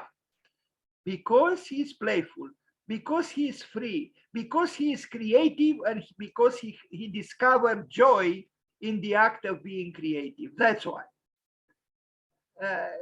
Okay, you might not agree necessarily with these aesthetics, but this is really not about this. It's about the joy, that creativity and diversity. It's about freedom. He's very different from Wolf Prix. Wolf Prix is very different from Eric Cowan Moss. Eric Cowan Moss is very different from Su Fujimoto. Su Fujimoto is very different from Moon Hoon. They are all different, and this is what the act of creativity, if it is true, does. It promotes life in original forms. They don't repeat each other. They don't create in the same way. They all create differently. Is it this difficult to understand? Then why are we encouraging or practicing a normative education for whose benefits? To suffocate the creativity inherent in all of us. Einstein saw that everyone is a genius, but he said, if a fish is asked to climb a tree, that fish would think for the rest of its life that is an idiot because of the inadequacy, because the fish is not made to climb a tree, but to be in the water. Then why are we forcing countless students to do what everybody else does when everyone is different? We saw Hunterwasser different, very different from Volprix. Volprix very different from Moon Hoon. Moon Hoon very different from Eric Cowan Moss. Eric Cowan Moss very different from Su Fujimoto, and so on. Bravo to them. They say yes to life and to art and to creativity and to joy. An incinerator, a joyous incinerator by a painter, of course, because no architect would do something like this, trained formally. No, no way. I couldn't do it myself because unfortunately I had some formal training myself. Yeah. Now, Zwihacker, because I mentioned him, an architect born in Poland, he is the one who said a great building should be illegal and is illegal, and a very good architect, rather unknown in many parts of the world, including in the country I'm talking from. This is a school he built in Berlin, in Germany, while he was in Jerusalem. I mean, in Israel. I'm not sure if exactly in Jerusalem, but he was in Israel, although he was built in Poland. Now, how many schools in the world are like this? You tell me. Not too many.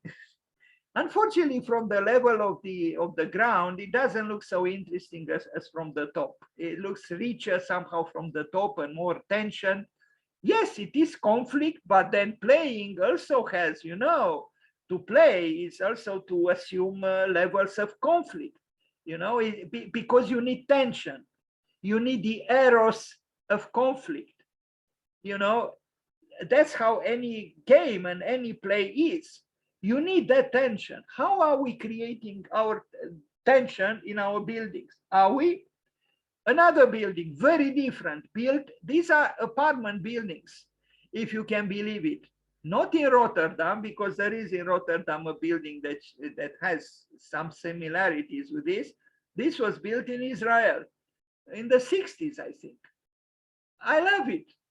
Why are we to live only in, cubicle buildings? Why? Without imagination, without poetry, without anything to, provoke some unusual thoughts and feelings and so on. And yes, this was changed in time. There are interventions of the people of the inhabitants. It's okay. Somehow the spirit of the initial building remained, even, with alterations and so on. Or look at this building. First of all, you would ask me, is this a building? Yes, it is a building. It is kind of a spider building.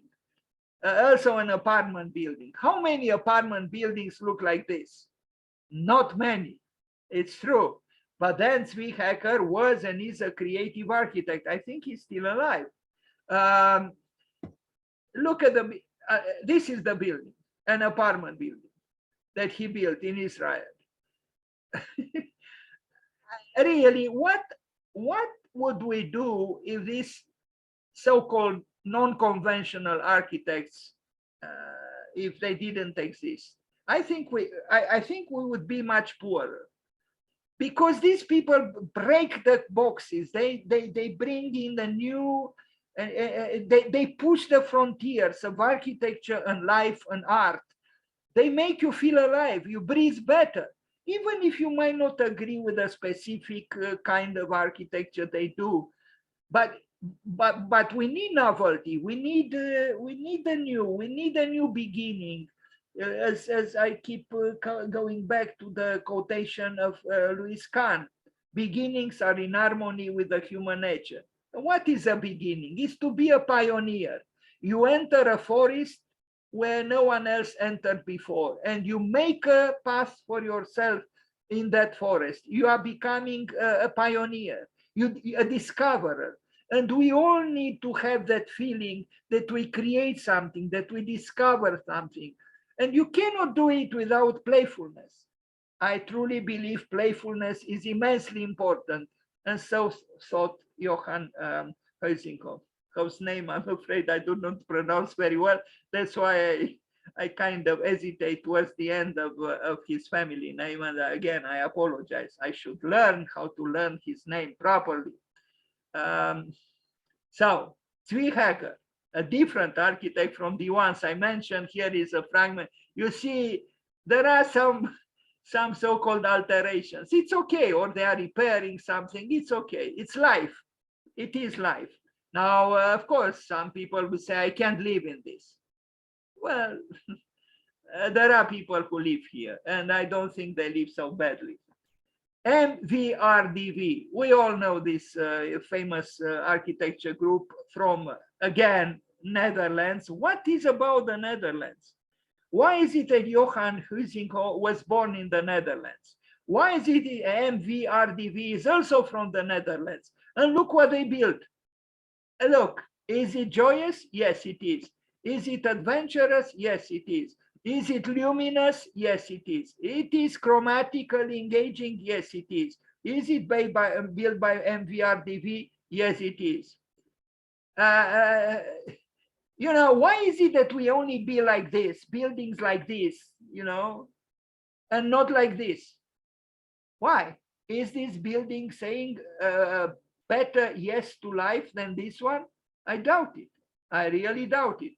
And what about this? Look at the colors. Look at the structure. Someone is singing here, is playing the guitar on the edge of the room. You know, you say this is not a serious building. This is nonsense. Well, yes, it's a temporary structure, but it's still built by a famous, not that it is famous, by a good architecture group. It is colorful, it is experimental, it's making one think and feel in different ways. And it reminds me of Fujimoto, actually. Look at this. You know, this sort of thing. I mean, look at this, suspended hammock here and the ladders. And this man towards the outside playing the guitar, and the child tells her head towards the player of the guitar. And there is joy. There is the joy of experimentation. How many architects today know this joy? In my opinion, very, very, very few. Why? Look, another building built by MVRDV. Of course, the morose one, the excessively serious one would say this is nonsense. I don't think it's nonsense. It's the joy of, expressing yourself, unconventionally. It's okay. The pictorial art was always connected with architecture. Why shouldn't it be now?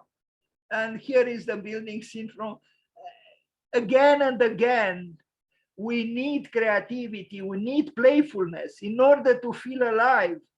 Otherwise, we suffocate, we spend lives for nothing. One day we will all be dead. After a miserable life of calculations, of fears, of timidity, that is without playfulness and without creativity. Look at this market hall, in Rotterdam, in the center of Rotterdam, the city of the future, as Rotterdam was called and is called. Look at this Rubensian, painting here of this giant, curved ceiling in this large public space. Look at this. Again and again, Homo ludens, the playing human being who is imaginative, who is creative, who has courage, who has visions, and who loves to hate the box, loves to hate being entrapped, because he and she wants to be free. That's why an art was made for this, to transcend limits, to break the box, to express what is in one's heart and in one's imagination. Even Einstein, a scientist, said imagination is more important than knowledge. Why is it that imagination is dwarfed by so many schools who teach people not to be themselves? Because that's what they teach.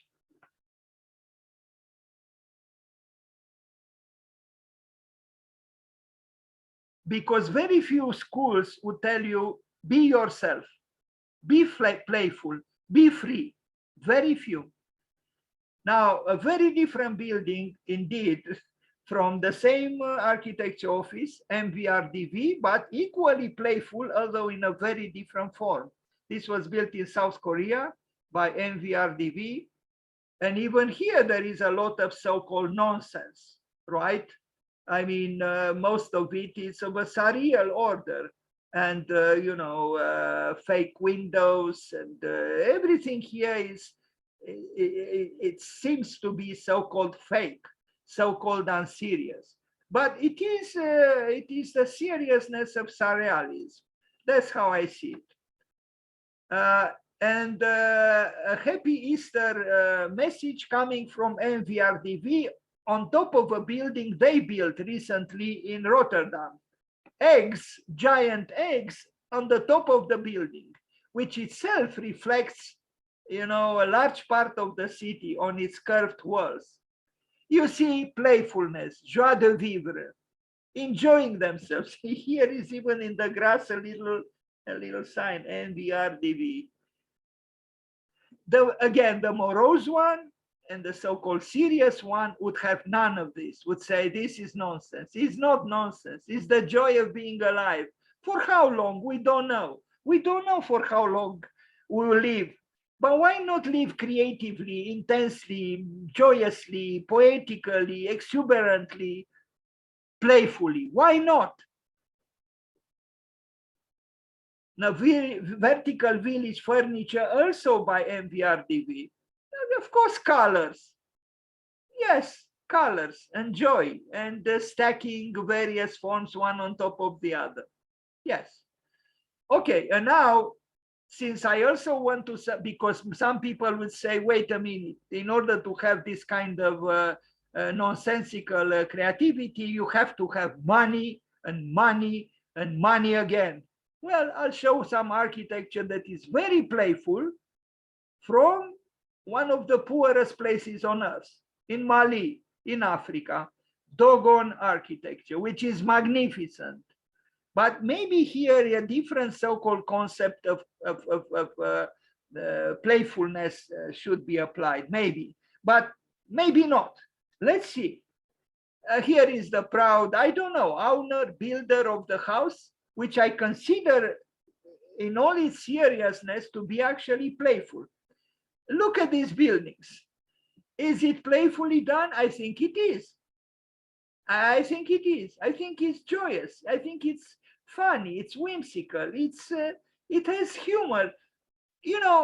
Any life, doesn't matter how poor its financial resources, should have its joys and its events and its celebrations. It's playfulness, in other words. It doesn't matter, like Heisinko said, the animals didn't need the humans to teach them how to play. They just play. Well, even the poorest people play. In fact, I have seen homeless people in New York City, and not just there, homeless people who sing, who dance. I'm not trying to idealize them. Their lives often is difficult. What I'm trying to say is that playfulness exists even if your pockets are empty. It exists if you have the freedom to access them. That playfulness exists in all of us. It just needs to be contacted and to be encouraged.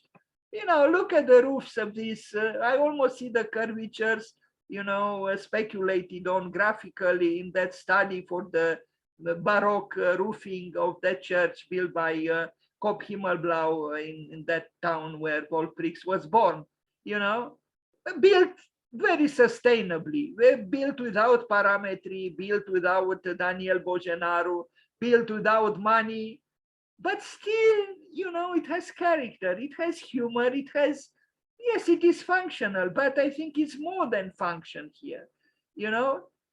Again, we are talking about one of the poorest places on earth, in Mali. But I see playfulness in as much as I saw playfulness in the cases that I talked about earlier. And look, a community of buildings.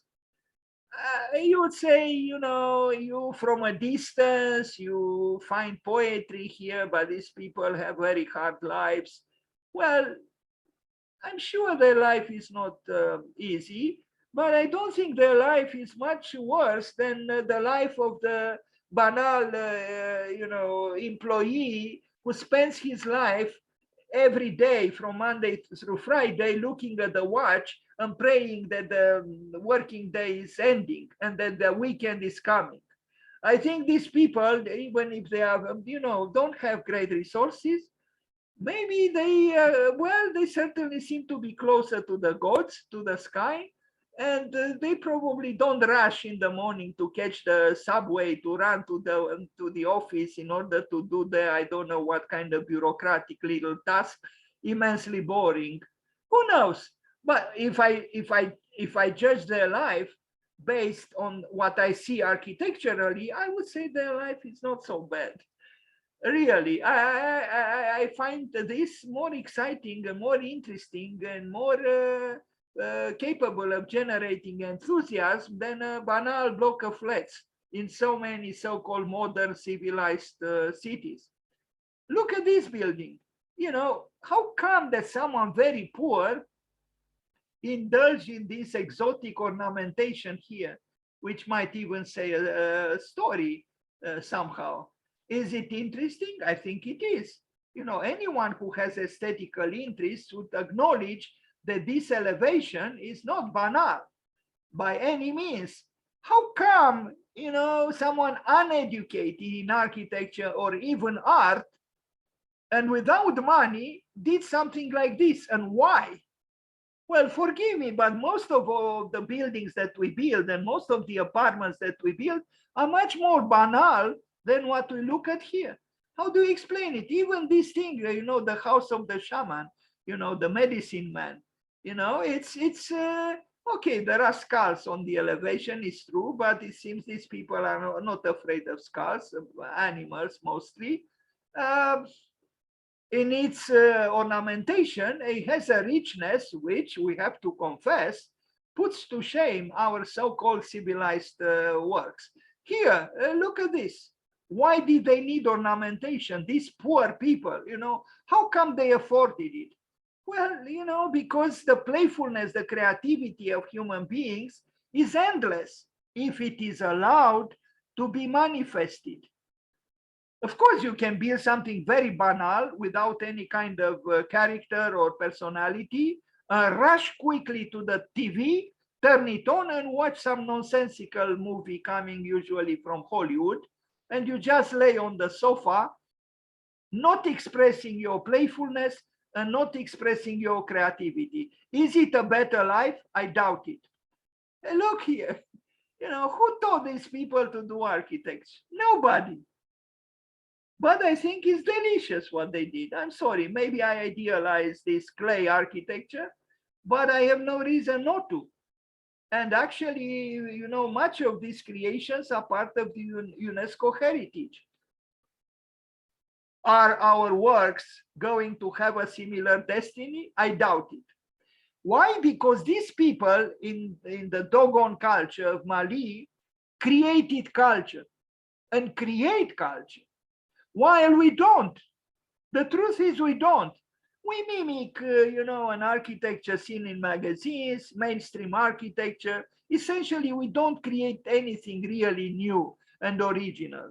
Our works will never be in this way part of the World Heritage UNESCO architecture. They will never be. While these banal, so-called banal, but I don't think they are banal, these buildings built by uneducated and poor people are. How do you explain it? Look here, yes, you know, these skulls of animals, one might think they are a little bit morbid, but you know, these people live in a certain way. They have to kill animals in order to eat, in order to, why they display them here, who knows, maybe to protect them from bad spirits. One thing is for sure, their life is much richer at an imaginative level than ours. Although they do not read great literature, they probably do not have books in their houses and so on. And look at this gargoyle.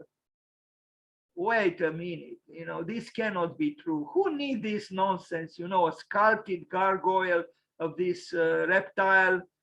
And what are these, you know, sculptures, you know, strange statuettes, and here another gargoyle in the same way. How come these people needed to express their artistry and their longing, really connecting with, you know, their impulses in this way? And why is it that we don't do this sort of thing? Because we are so-called educated?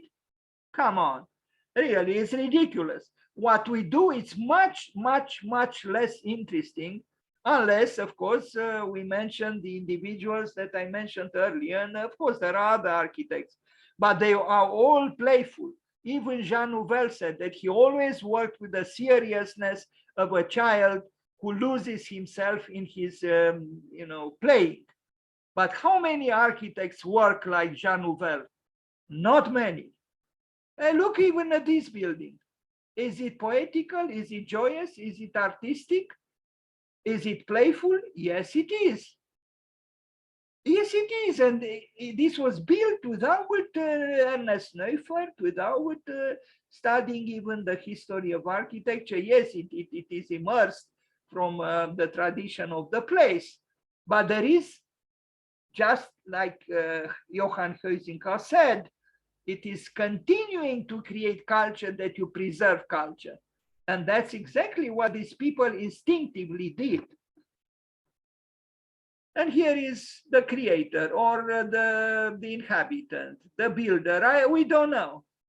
Alone with a tree, with a rather interesting building there, and stones and the sky. And now we look at some past architectural follies, because between playfulness and folly, there is, it seems, a certain relationship. But even Erasmus of Rotterdam, since I mentioned Rotterdam, praised the folly, and even wrote a book called In Praise of Folies. These are, you know, some follies from gardens and parks from, I don't know, 19th century, 18th century, strange, you know, let's call them buildings, cause function, we do not know.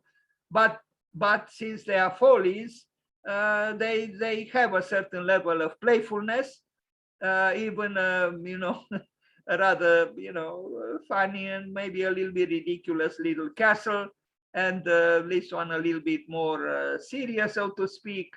But the fanciful imagination of the builder is for all to see. And this one also, you see, these are buildings, these are structures which seem to say architecture is about something else, not what we are taught is.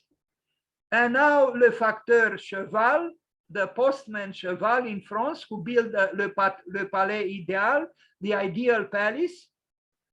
Now, who taught this man architecture? Nobody. And why did he build it? Because he had this impulse to leave something behind him that was original, that was himself. So because he was a postman traveling between some villages, he picked up the stone from here, a stone from there, and over a long period of time, he built this. Can you believe it? This man didn't have the right to signature. This man never studied architecture. But he leaves behind him, he left behind him something that we don't even dream of ever building. Although we are architects, right? We study for many years. But what do we leave behind if we compare ourselves with Le Facteur Cheval? Look at the tourists. How many tourists do you think will come to look at our buildings, you know, which repeat a dogma that we learned?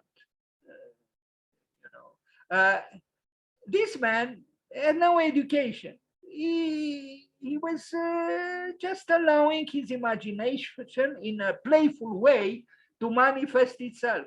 And look what he built in a civilized, highly cultured France, all by himself, designed and built for himself, by himself. Even better than John Portman. John Portman built for himself what he designed, but he didn't actually build those buildings. Of course, it would have been impossible for a man. But this is a man who, like the mollusk that Gaston Bachelard mentioned, doesn't live, doesn't build his house in order to live in, but lives in order to build his house. This was the summum of his life, of his biography. This is his testimony.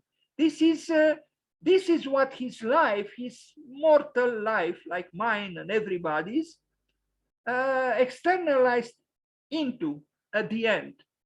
Is the culmination of his life, is the expression of his life, creative, imaginative, and playful. Bravo to Cheval, to Le Facteur Cheval, to the postman Cheval, because he's teaching us something that every architect that I mentioned in this presentation is telling us, was telling us. Be yourself and be playful, be creative, and discover something that you might not have now, and that is joy, exuberance, creativity. Now, the Osaka Folies, there was such a thing in the 1990s, I think, when important architects, mostly deconstructivists, were invited to build a folly, just like some of the folies that we saw before, but this time, in the 20th century. Daniel Lipskind, this is what he built. Again, the rationalist and the morose one would protest, would say, this is a folly, this is nonsense, this is not architecture. Well, it was built by Daniel Lipskind in Osaka. Bowles and Wilson, a nice partnership. This is what they built. Playful, useless, perhaps, but engaging, interesting, aesthetical, architectural. Bowles and Wilson. Then we arrive at Kop Himmelblau again, a folly, because yes, I think Wolf Prix has a great appetite for being homo ludens. By the way, I asked Wolf Prix when we had a dialogue through Skype. I was in the university here in Bucharest, and he was in his office in Vienna. And I asked him, what do you recommend architects and students? And you know what he said? Don't think. Well, in a way, what he said, be playful. And this is what he built, but he built many other buildings afterwards, and I only showed a few. This was Kop Himmelblau 30 years ago, a little more than 30 years ago, in Osaka, in Japan, Kop Himmelblau. And now Morphosis, who received the Pritzker Prize. He built a folly in Osaka too, very well crafted, but essentially useless, because this is what a folly is, useless. Morphosis, that is Tom Main. And now we arrive at the very end of this presentation with a sculptress, a French woman who became an important sculptress, that is, who made sculptures, but who built the Tarot Garden. And she also built some buildings there. A lady, a woman, never having training in architecture, achieving, fame as a sculptress. She even has an interesting, engaging work right near Centre Georges Pompidou in Paris. And let's look at the Tarot Garden. Even the name, Tarot Garden, now it invites to dreaming, to playing, to a world of imagination, of the fantastic. And fantastic it is. The Tarot Garden, Niki de Saint Fall. And you see behind the title her structures, her buildings, which remind one a little bit of, maybe more than a little bit, of Hundertwasser and Antoni Gaudi. It's possible she was inspired to an extent, at least by Antoni Gaudi. But again, this is what you look, this is what you make if you are creative, exuberant, and playful, even if you don't have any so-called knowledge about architecture. But she leaves behind, she left behind something original and full of life and chromatically interesting, engaging, something we don't do because we are immensely inhibited. That's why we refuse to dream and we refuse to be playful. Most of us. We are not playful like Su Fujimoto. We are not playful like Zvi Hecker. We are not playful like Moon Hoon. And we are not playful like Niki de Saint Fall. But we talk of them and they don't talk of us. That's the difference. This is not her, but maybe a happy tourist who arrived at this, fantastic. Look at this. This is not Dogon culture. These aren't these kind of like skulls. I don't know if she knew the Dogon architecture, but I just discovered them now here. Niki de Saint Fall, a sophisticated French lady, artist, almost contemporary. She died a few years ago, doing something that the Dogon anonymous, immensely poor, but not in imagination and poetry, builder did in Dogon, in Mali. And look at this. What architect would do something like this? No architect, because we are so morosely unplayful. Unplayful, this is the word, unplayful. Of course, she has also some exotic sculptures here because that's what she is. And, again, today is Bernini's birthday. A sculptor is teaching us about architecture, things that the schools of architecture do not teach us. To be artistic, to be imaginative, to be poetical, to be playful. This is not what the schools of architecture teach, unfortunately. They don't teach you something like this. If you do something like this, you'll be, ridiculed. You'll be considered unacceptably extravagant, mad, crazy, inadequate. You'll be told to leave the school because you'll never be an architect. I doubt it. Gaudi was and is and will be an architect. Hundertwasser was, although he was a painter, and Niki de Saint Fall was and is and will be, in my opinion, although there is a sensuality here that, again, the so-called architect is not even dreaming of, although we are all humans, we all have tendencies in various ways, in various fields, so to speak, but we are afraid to externalize them. Why? Because we are not playful. That's why. And we don't read Johann Heisinko. That's why. Also, and look what Niki de Saint Fall imagined and built. Bravo to her. And I imagine that the anonymous, simple Dogon builder would love this work or would have loved this work. And I also imagine that Niki de Saint Fall would have loved the works in that poor village in Mali. Because art, when it's heartfelt and it's true and it is enthusiastic and imaginative and playful, has no frontiers, neither in time nor in space. Bravo to Niki de Saint Fall. She really is teaching us a lesson about the importance of playfulness.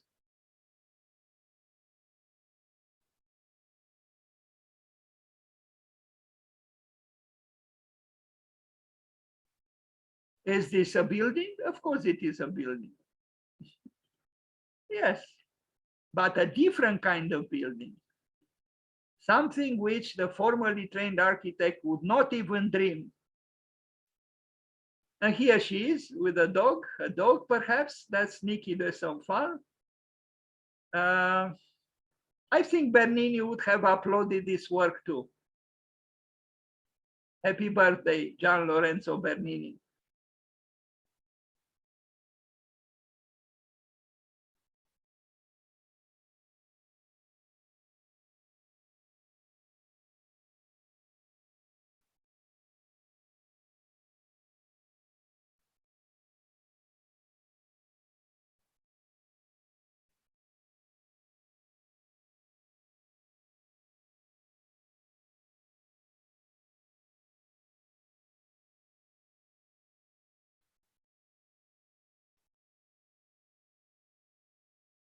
Thank you.